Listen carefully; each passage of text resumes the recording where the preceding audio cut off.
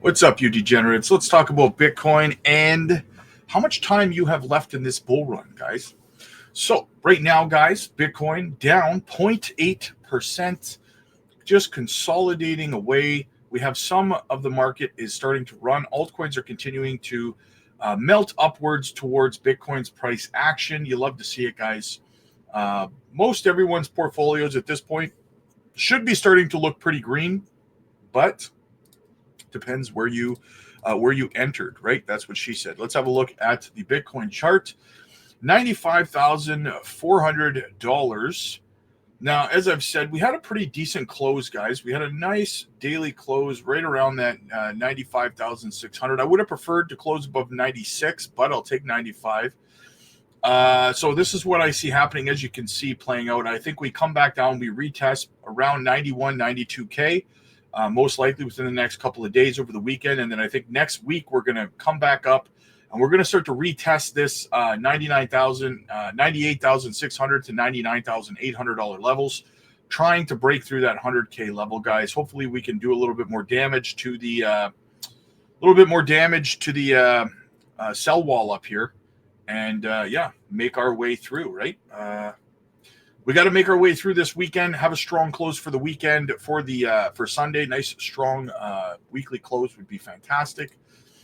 All right, so a couple of housekeeping things to go through here for Bitcoin, guys. Kathy Woods, ARK Invest, just said that they want, that Bitcoin is going to $124,000 before the end of this year. That's what they are projecting. All right. Continuing on, I would take that any day of the week. If the bull market typically lasts about 500 days, which it does here, as you can see, right?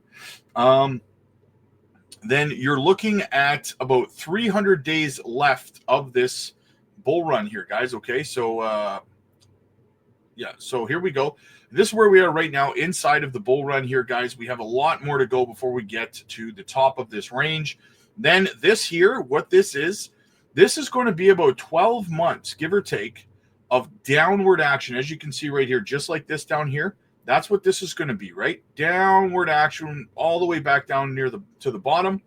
And then we go into our pre-halving year, just like we did here. And then we hit the halving event right here, going into 2028, 2029, right? That's where the next bull run is. So again, this year here, just before the start of 2026, probably Q4 of next year, we're going to start to work our way back down towards the bottom of the next bear market, which should take about 12 months, give or take.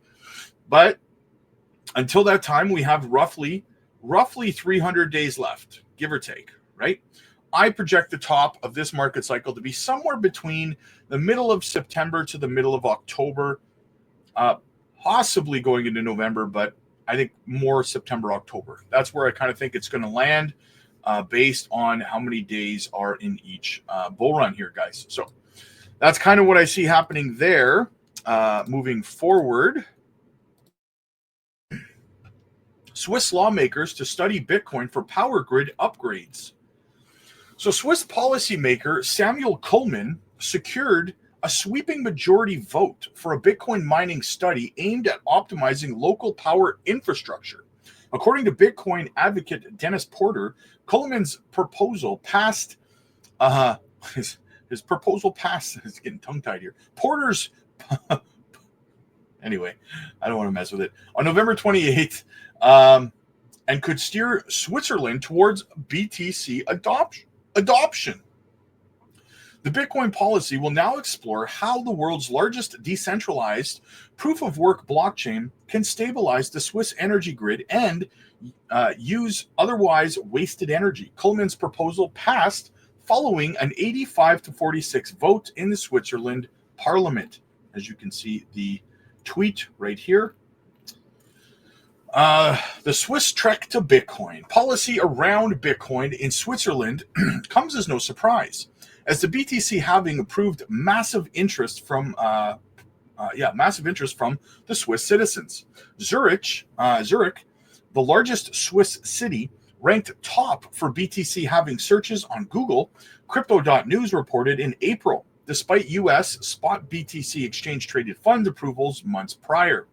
Europe dominated Google queries for information on the $1 trillion cryptocurrency and its code changes.